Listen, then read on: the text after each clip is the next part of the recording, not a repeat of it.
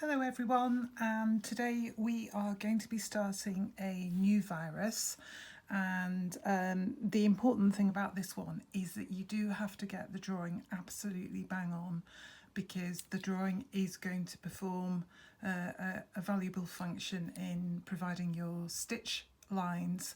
And as you'll see from my mock-up shortly, if you don't do your drawing correctly, then you're going to get wobbly stitch lines, which is not what we want.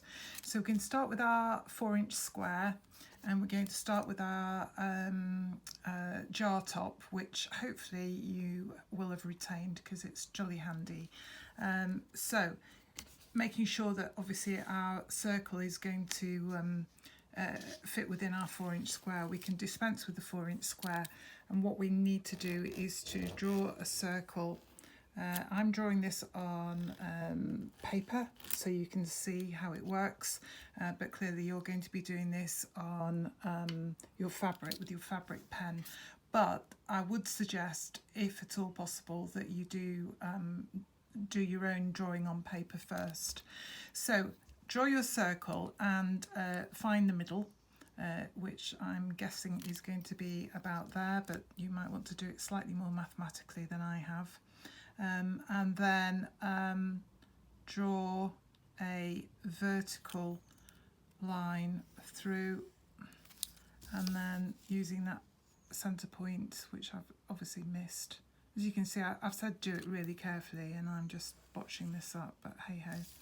So there we have our original circle. Then what I want you to do is to mark quarter-inch marks on both of these axes. So if you find the middle axis, and just doesn't matter what number you use, but just use that as your middle, and then mark off 1/4 inch on each side, and the same on the vertical. Just find the middle and then you can mark off. We're not measuring anything, we're just marking from the middle outwards. Okay, so having done that, what I want you to do is ignore those just for a moment.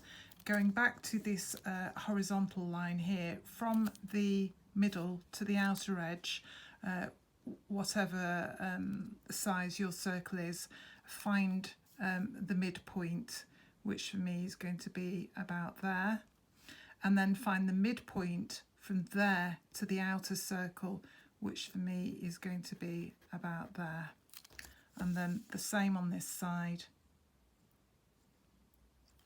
Find the midpoint and find the midpoint from there.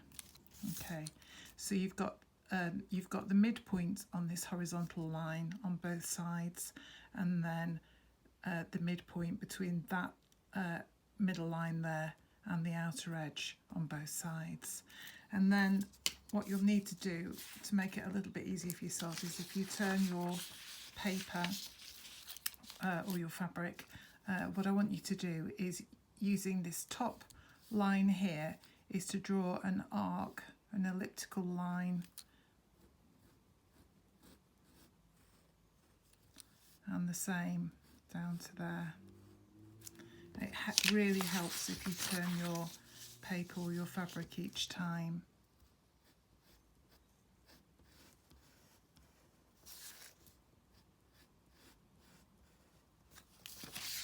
And the same on the other side.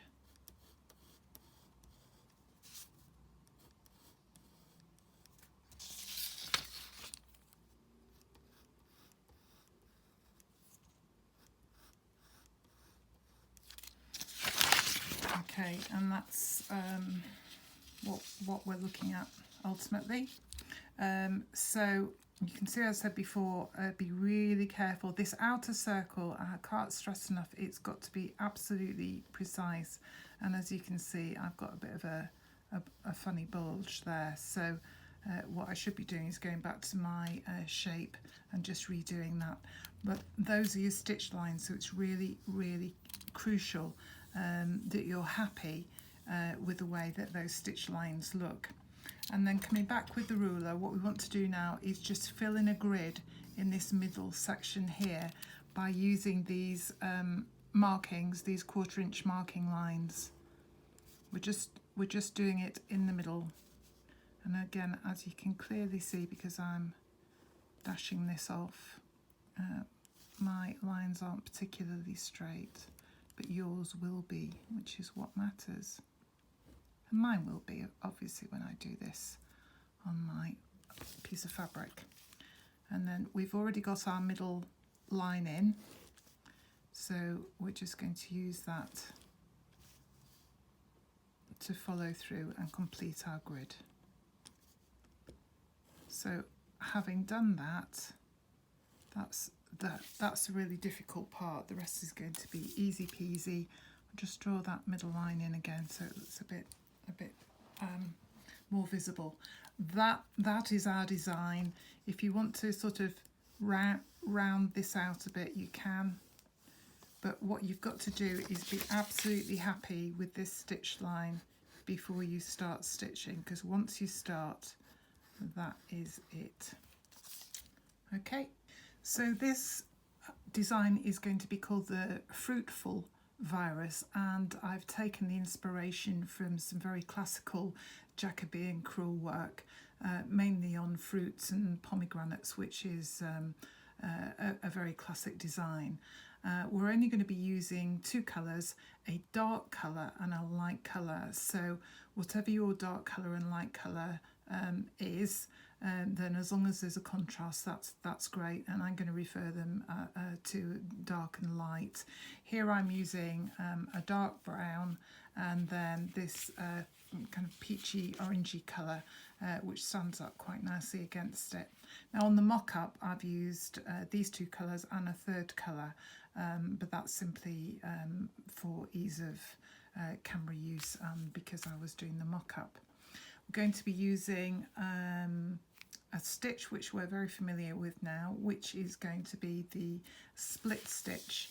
And the split stitch is what we're going to be using to do these outlines. So the first job in hand is to use your dark colour and to do the split stitch all the way around this outer circle, and then to do split stitch on this inner elliptical circle, and then split stitch in the dark colour again on this inner elliptical curve. Having done that, using the dark colour still, we want to do a grid line by using the long stitch first, needle in at the bottom, all the way, needle out from the bottom to the top, all the way up to the top, and then in here, back out, all the way down to the bottom. So we're going to do the vertical grid lines, and then once we've done the vertical grid lines, we'll then do the horizontal grid lines in the dark. And once that dark is complete there, we can then put that on one side and use our light colour